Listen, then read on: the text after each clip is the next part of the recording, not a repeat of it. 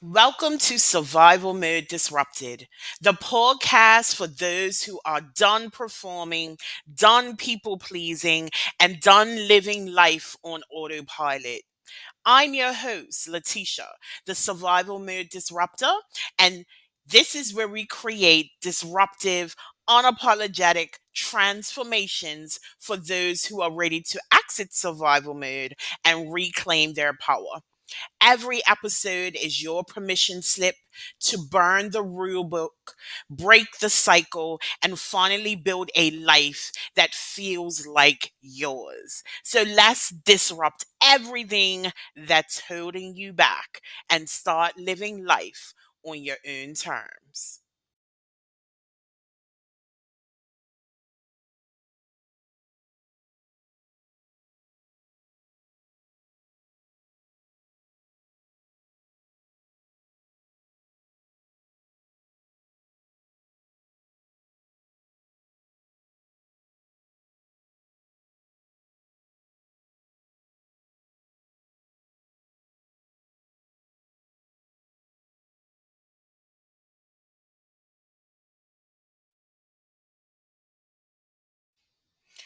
Welcome to Survival Mode Disrupted. This is your trigger warning. This podcast contains unfiltered conversations about trauma, abuse, and survival. Discretion is advised. This is not therapy or medical advice, just real people sharing real stories. So please take care of yourself and pause if you need to. If this conversation hits home, grab the book Survival Mode Exit Plan, your raw, unapologetic blueprint to break free. Available now by scanning the QR code or clicking the link in the comments. Welcome back to another episode of Survival Mode Disrupted. I am your host, Letitia, and today we have Astra. Astra, beautiful, why don't you introduce yourself? Thank you, Letitia. Yeah, well, it's so good to be here and so glad to connect. My name's Astra. I'm a spiritual advisor, and I like to say I'm a soul and self researcher for the last 20 years or so, both personally and professionally. I've been exploring what it means to be a human being on the planet, to be a spiritual being having a human experience. And a big part of that has been understanding trauma and understanding pain. In a spiritual vocabulary, we would call it suffering, that all of us are suffering, often at an existential level, from the trials and tribulations of our life. And I work with people and organizations and create resources to help us live these better lives and really connect to our souls on a very deep level. And one of the reasons I've come to do that work is through recognizing that as a young person, I experienced multiple layers of what would be called trauma, from for being very young and having quite a lot of emotional neglect, growing up in a house with that, being a child of divorce, which, even though it's very common, still really affects children in an incredible way. And then a big traumatic event of my life was when I was 16, in my first sexual relationship, I was raped. And it wasn't the sort of thing that you think about rape or sexual assault that happens in the movies or happens in books, this kind of dark stranger in the night. It was actually someone I knew, someone I cared about and loved, and who I thought loved me. And I didn't have any of the emotional or relational intelligence to know what was happening, what was right, what was wrong. I didn't have any of the language around boundaries, around consent. I'd never been taught any of that stuff. And it happened multiple times, and I just didn't know how to deal with it. And like so many people who've experienced sexual assault, sexual trauma, that pain lived in my body for decades afterwards. And it was a kind of compounding effect from these younger experiences as well. But it resulted in things like a total disconnection from my body, complete lack of physical exercise or physical care for my body, because I just thought it was wrong in some way. I thought that my body had caused the pain. that I'd experienced, and this is common with lots of trauma survivors, is our brain wants to control it. So we make it our fault because then we can control it rather than feeling unsafe and seeing the world as chaotic, and that good people do bad things and bad people, well, they exist. And I also experienced a lot of things like disordered eating and difficulty exercising and a lot of difficulty with maintaining effective and healthy romantic and sexual relationships. So intimacy was just so difficult for me.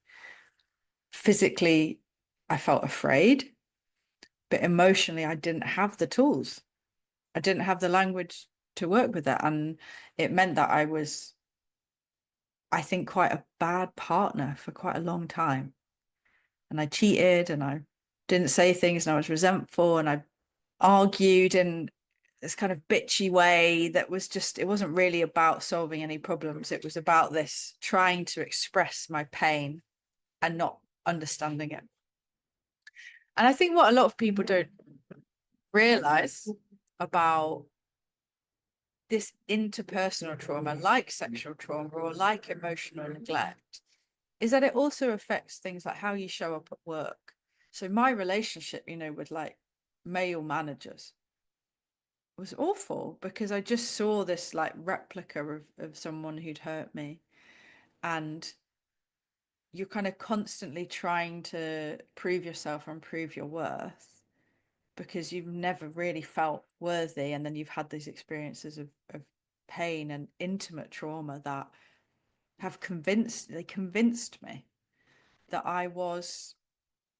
there was just something deeply, deeply wrong with me. And there was no way from under it. That's how it felt. That's how it felt. So, what was the turning point for you? It's interesting, when I was at school doing my history GCSE, we had this amazing history teacher, and she always used to say, there's no such thing as a turning point. Nothing ever happens overnight. And looking back, it was a kind of series of slow events, but some of them were quite big. One of them was having a spiritual awakening, having a connection with a deep part of myself that was beyond that pain. It was, in therapy, sometimes it's called the compassionate witness. It's beyond all of the trauma that still felt good and whole and loved and loving.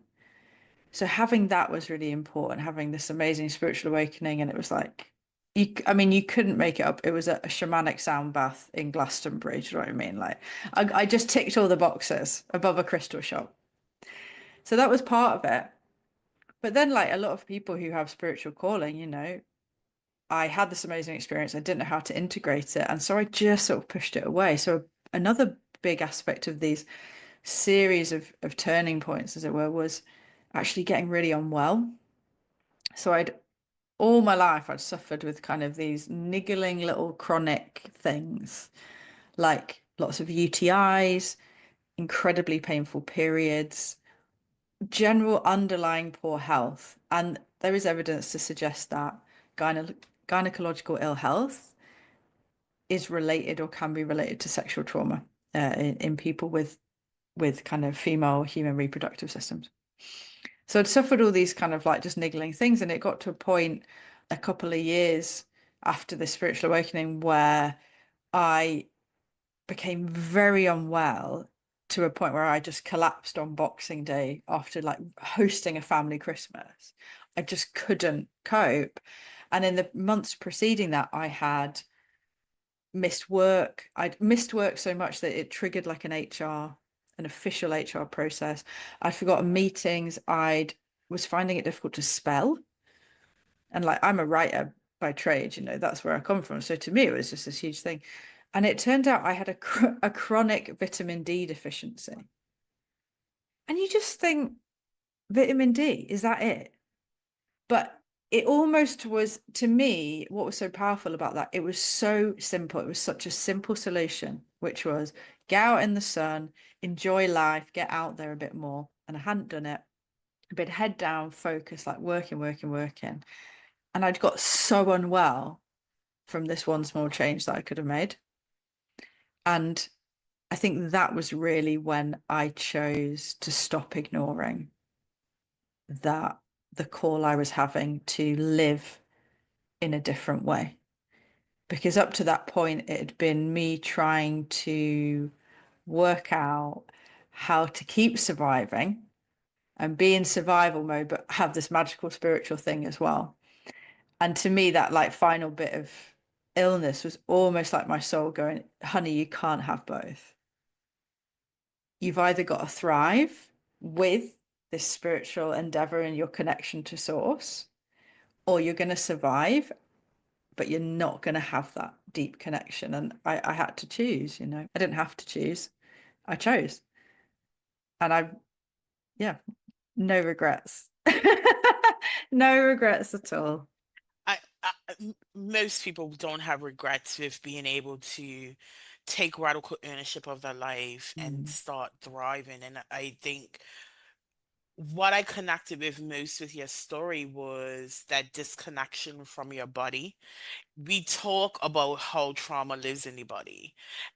We don't talk about the disconnection almost, and it's almost like our subconscious mind starts rejecting the body that holds the trauma, right? Like, 100%. so many people deal with ailments, or they have issues with external factors like alcohol or Mhm. drugs or even food, because they aren't comfortable, or they have become disconnected from their body. And Mm, it was interesting also when you talked about how your the way that you dealt with your trauma was almost compounded, right? Like, you spoke about the mm, emotional neglect that you experienced as a child, which then kind of led into you not being connected with the man that you mhm, eventually were dealing with, that then led to this disconnection from males, period, mhm, in that space. And like, I think oftentimes as people who experience trauma, we aren't able to put the pieces back together, which is why I think mm, that part of your story was really powerful, because we don't think about how our interpersonal relationships can be impacted, and essentially, your issues with interpersonal relationships came as a result of the trauma you experienced with interpersonal relationships. absolutely. And I think there's I was trained academically and have always been fascinated by systems. And if we imagine that we tend to see our life as like a long string, but that's almost like two-dimensional. We can only see what's in front of us and what's behind us, but our life is actually this relational web. It's a cobweb. And just as if, a spider was here and a fly was over there, if one bounced, this would shake. And actually being able to see, not necessarily that it's a puzzle that all fits together neatly and it makes a picture, that's going to take a lifetime of work to see that. But just recognizing that all of these things within us are connected, they have constructed our approach to life, and many, many good things as well as many, many bad things. It's not a case of, I know that if I hadn't experienced some of the pain in my past, I wouldn't have the level of compassion and empathy I have now. To me, being able to see it as this web of where things are connected and drawing the dots, seeing the pattern is one of my strengths. I know that it's something that I offer to others as a strength when you're kind of blinkered by the pain or by the suffering. But just zooming out a bit, even just naming those connections can bring so much relief. And I guess as you mentioned, in healing from that and removing myself from some survival mode, it's a similar experience. This idea that we can go to a yoga class or start meditating once or go to therapy once and then we're just like done. It's like everything changes when you start shaking that web and moving it and finding something more secure and calm. Everything is going to change. And I used to Mhm. say to my students when I was a university lecturer, they'd come to me for their project and they'd have this massive list of things to do. And they'd be like, where shall I start? And I would say, it really doesn't matter because you're going to have to do all of it. So it's kind of like pick the thing that you just feels right now, knowing that you will look at all of these other elements, like your body's connection, your health, your well-being, your mental state, your environment, your partners. It will all change. Mhm. And that's so key. I say that there are three phases to accident survival mode. First one is awareness, second one is reprogramming, and third is reinvention. And what you spoke about there was, the awareness that this one thing impacts everything. But oftentimes we view our issues and our life experiences as siloed events. There isn't anything that's siloed. Everything impacts Mm, everything else. And it may be just a small reaction to something that you've experienced that changes the way that you show up in life completely. Like one of the biggest things that was like eye-opening for me as I began my healing journey was understanding my trauma responses, right? And being able to first of all pinpoint where they began, like what was the trigger for that to become now the way that I live my life, and then also understanding what then triggers the trauma response for me, because they can be two separate things. And I'll mm, give an example, right? I remember being about 9 or 10, my dad gave me like a credit account at a bookstore. Like I was an avid reader, like 2 or 3 books a week was a minimum. And there was never a discussion about how much money I should be spending. It was like you can go to the bookstore and get books. So I went to the bookstore and I got books to the a crazy amount of maybe $400 or $500 a month. And I remember my father getting extremely annoyed at the fact that I spent all of this money on books. That created a trauma response for me that I didn't uncover until I started my business, but I couldn't justify spending money on myself once I started making money. I mm, would spend money on everybody else. Like you came to me, you asked for money, I would give you my last. But for me to justify spending money on myself, I had to go through this whole process. And someone who may not understand trauma responses might be like, how are they connected? What I learned from the experience with my father was I needed permission mm, to do for myself. And that's how mm, it showed up. I didn't learn that I needed permission to do for other people, which probably led to me having lack of boundaries and all of that. I learned that I needed permission for me. And then that's mm, how it showed up. And it showed up in my relationships. It showed up at work. It showed up in almost every space imaginable where I couldn't consider myself. I didn't know how to consider myself. And it wasn't just about money. You know what I mean? It was, mm, how do I put myself first? How do I prioritize me? And that's something over the last 6 years or so that I've actively had to work on to rewrite that narrative that was created when I was 10. mm. It's a hard one, isn't it? Because there's sometimes it's really hard to actually identify where the trigger comes from. And I Mhm. see people sometimes get stuck in that you've identified it is almost like that's such a superpower to be able to go, like you say, and connect the dots. But for a lot of people, I see that they go, oh, I've just had this behavior. It's come from nowhere. I've got no idea where it comes from.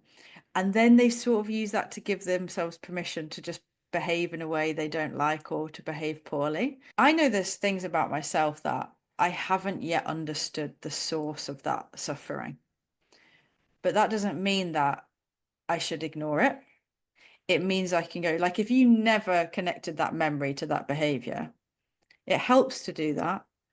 But it's also okay to just work with the now and to work with what you've got now. But it's a really interesting one that people, I can see why people wouldn't see them as connected, but ultimately it's for anyone, experiencing that trauma, only you know how it's shown up in your life. And it might be the most bizarre thing you've ever heard. I know that for me was I was brought up in an atheist household. Religion and spirituality was seen as for stupid people. It was something that only idiots believed in religion. So for me to come to a spiritual place and share that with people and be really active in that, I have really had to handle the idea of being rejected, even though it would just never happen, and there's no indication of it. The pain there is that, well, if I believe this, then I must be stupid, therefore it can't be legitimate. It's like these subtle messages that it really does take time to unpack. And a good question that I offer with clients and workshops sometimes is when you have that response that seems to come out of absolutely nowhere, that just freaks you out, that you're just like, why am I overreacting? Is to ask the question, what does this remind me of? And it's like really simple, but it can be really useful to just go, do you know what? Actually, that really reminds me of when my dad did that thing at the bookshop. And your brain knows, like your brain already has all the information to connect the dots. It's just you got to ask the right question to help Mhm. it get there. So asking, wait a minute, what does this remind me of? And you will be amazed by what it like throws up. And then working with that is really key. I Mm. think it's interesting you say that, right? Ask yourself a question. And I think for the listeners, the subconscious mind cannot resist a question. You will not have an answer right away, oftentimes, but eventually you will find it because your brain Mm. will seek the answer. So if you find yourself in a position where, you don't have the answers, ask. Simply Yeah, ask a yeah, yeah. question. And it sounds like, oh, that's so easy, but no, it really does. The subconscious mind works in mysterious ways, and oftentimes I'm calling it our biggest up, but no, it absolutely cannot resist a question. And oftentimes, even working with my own clients, I'm I think that's why coaching is so powerful because it's question based as opposed Mm. to just unpacking your trauma. uh, your coach is going to ask you a million questions that you may not necessarily have the answer to right Mm. away, but eventually it comes to us in and it may be kind of like off the cuff the answer, but I think it's really important to be able to lean into questioning ourselves. Mm. And um I the discomfort of that moment of not knowing, Yeah. because that pause around, I'm going to just allow this little bit of doubt, I'm going to allow this bit of uncertainty, knowing that it's going to lead to something stronger. I know that for me, just leaning into the idea of like, what if I could have a healthy relationship? What if I could have sex and not feel afraid? Or like, what would that be like? What's this? Like you said, the mind wants to answer. It loves puzzles. It wants to solve. It wants to find the answer. But so often our questions are instead things like, why did this happen to me? What's wrong with me? Who's ever going to love me? It's like the questions we ask are just terrible questions. Encouraging and training ourselves to ask better questions is a really useful skill. It's a self-coaching skill, isn't it? Mhm. To do that and lead us out of being in that constant, not only a trauma response, but actually that kind of the suffering of staying with the narrative of this is awful and I'm awful and everything's awful. To just for me, to change from like, why does no one love me to what if I could be loved? Or what if I'm already loved? it's just a little shift, but you But it's a feel the powerful, release. Yeah, yeah, it's it's a powerful. You powerful feel it. reframe. Yeah. And I think that's also an important note for the listeners. Like, you have to have compassion with yourself. And I know it's something that oftentimes has to be learned.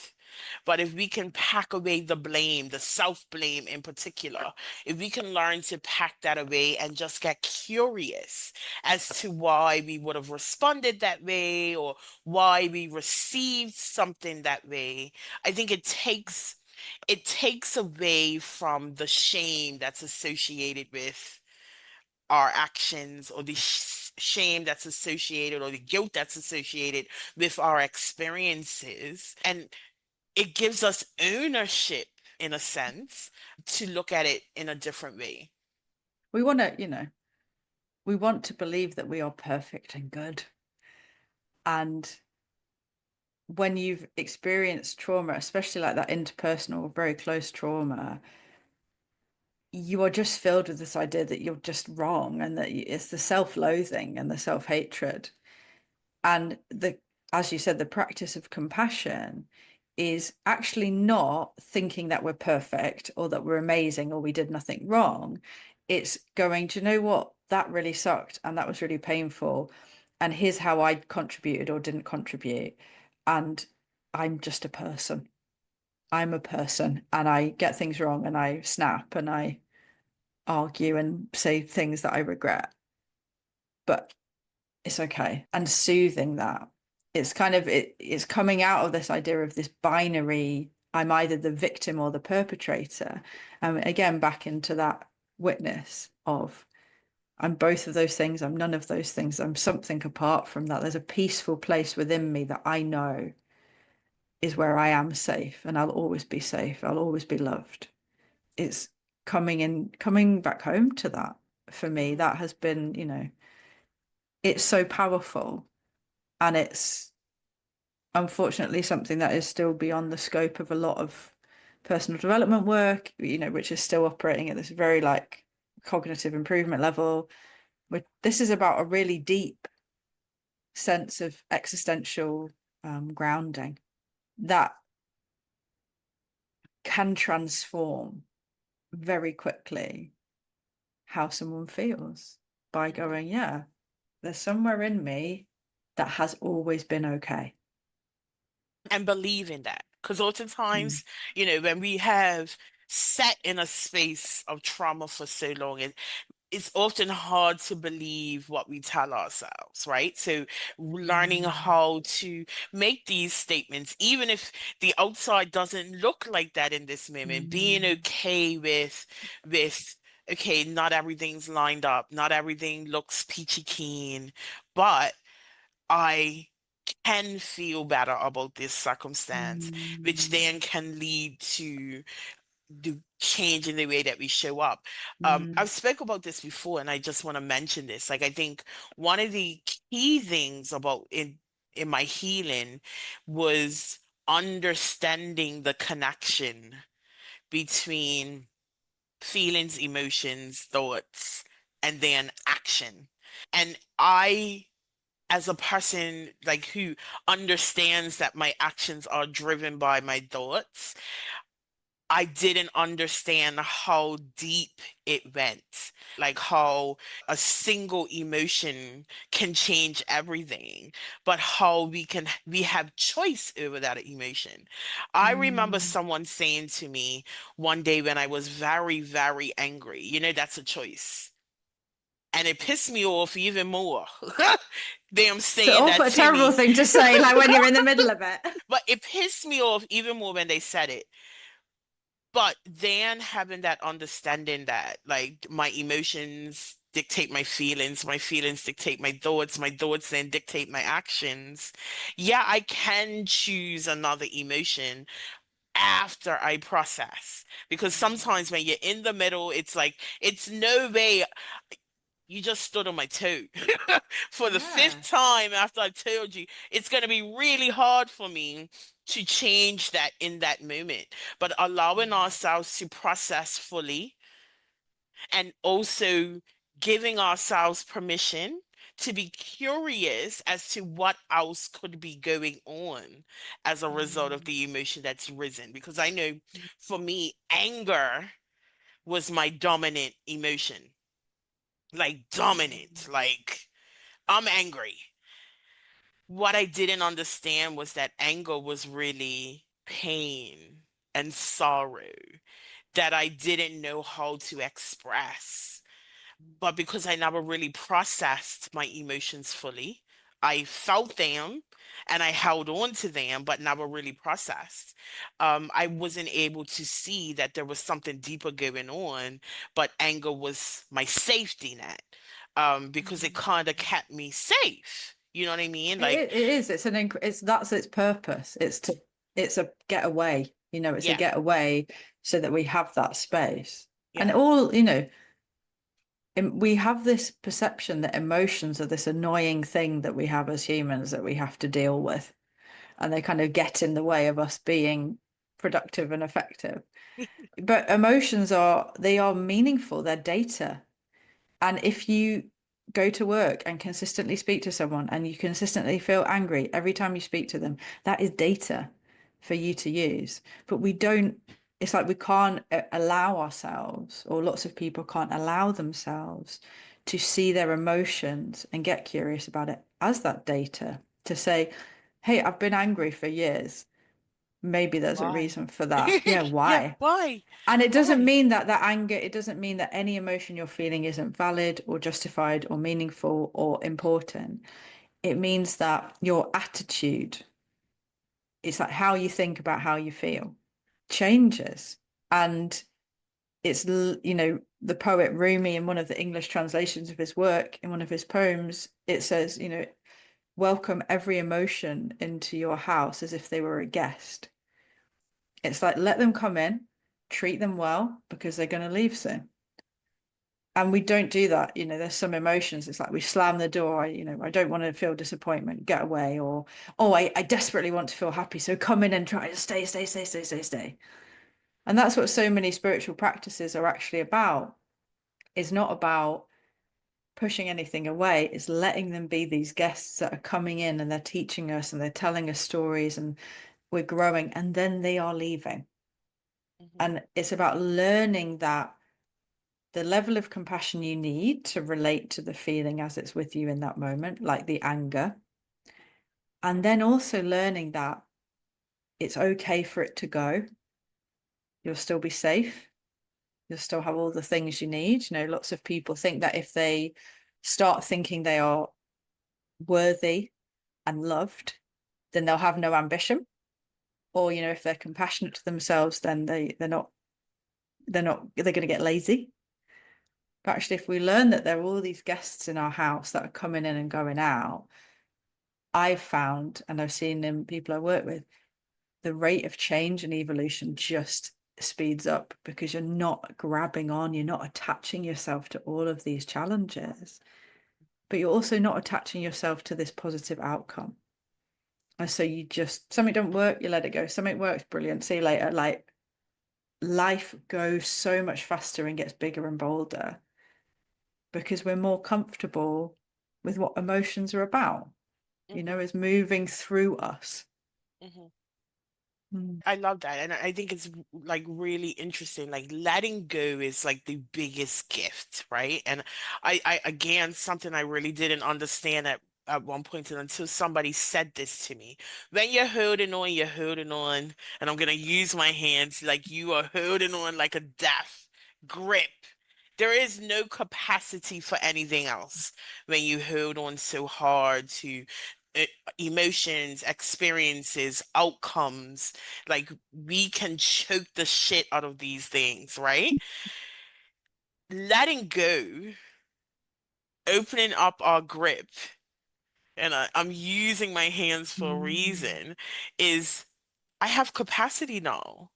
I have capacity to process. I have capacity to be curious. I have capacity to change my mind here. It's a big difference. So when we Mm. can learn to let go, the world opens up for us in a Mm. multitude of ways. Absolutely. And that takes time. Hmm. It's the slow, maybe we can imagine it as a flower blooming.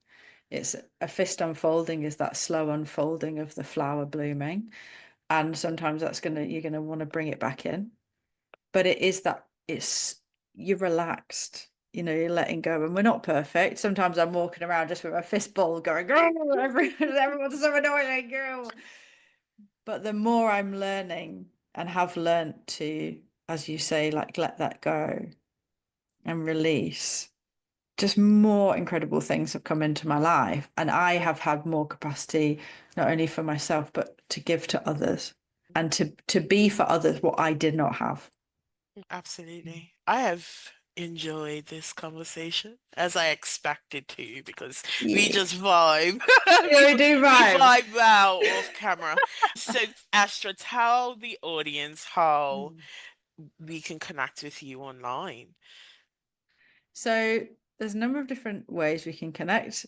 However, the one I'd like to invite people to do is that every 2 weeks, I run a free online group meditation.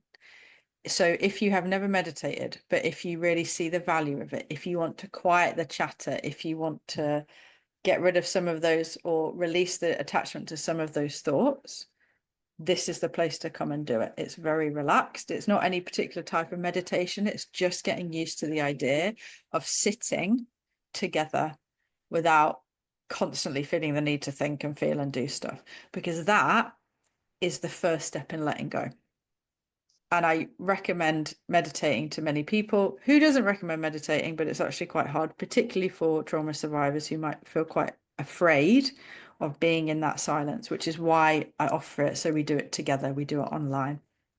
I'll share the link in the show notes for that, but it's also on my website, which is higherlove.co, and then /meditate. And it's, as I said, every 2 weeks. It's totally free, and it's very beautiful because it's about being together in a space of compassion. And it's something actually I wanted to mention where we were saying about extending that compassion to ourselves. One of the best ways we can actually do that is to be around someone who has that unconditional love for us.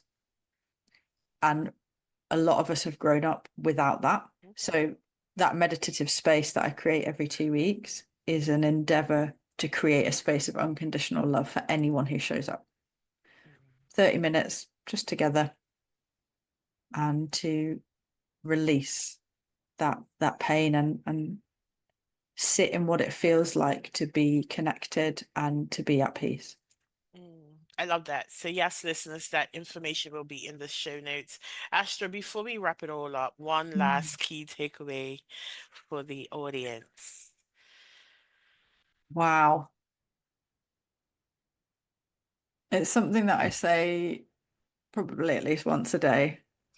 And I've said to nearly everyone I've worked with, hundreds of people now, which is there's nothing wrong with you. There is absolutely nothing wrong with you. And if you can believe that, even for a second, you are already on the way to truly healing. Mm, Because I believe that you, in fact, are perfect, just as you are right now. That's a big leap. So believing that just for a few seconds, that actually there's nothing wrong with me. That's what I would want to offer to people, to just I stay with that. I love that. Listeners, there is nothing wrong with you. Astra, thank you so much for your time on Survival Mode Disrupted. Listeners, thank you for catching another episode. And I want to remind you, you were not built to break, but you damn sure were not built to just survive. Disrupt the cycle, reclaim your life, and thrive on your own terms. And I will see you next week.